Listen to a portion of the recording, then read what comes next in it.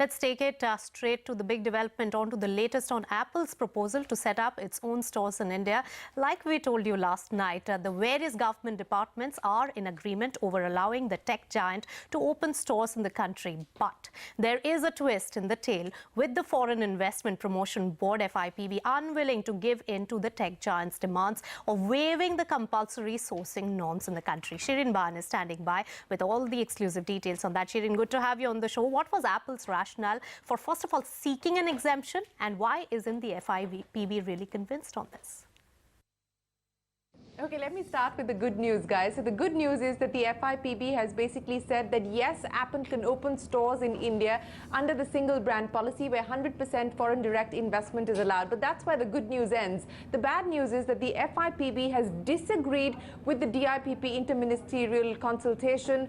The recommendations made by the DIPP committee was that Apple should be given a waiver from the 30% domestic local sourcing norms. That's part of the overarching FDI policy for single brand retail. Now, the FIPB's contention is that there should be no discretion. The FIPB's contention is that Apple or the DIPP's committee has not been able to prove on record any material evidence that Apple brings to the table cutting edge or state-of-the-art technology. Now, let me take you back a little bit, because when the NDA government had come to power, Amitabh Kant, who was then the DIPP secretary, had moved a cabinet proposal saying that on a case-by-case basis, the government could take a call on exemption from the 30% sourcing norms if a company were to clear state-of-the-art technology criteria. Now, the FIPB's contention is there is no material record to prove that Apple brings state-of-the-art technology to India. And if we were to give this exemption to Apple, then what about everybody else? Why not a Xiaomi, or why not a Xiaomi, or anybody else who may choose to come under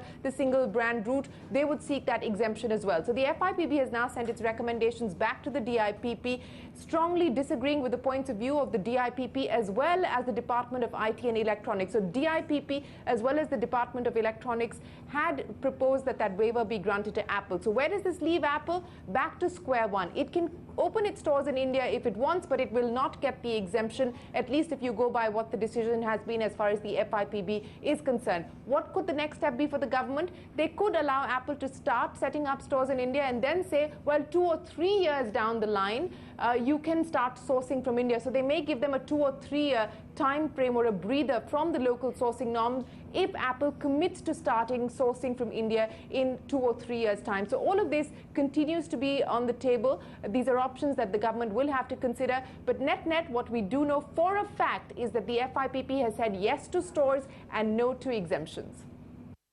Thanks so much.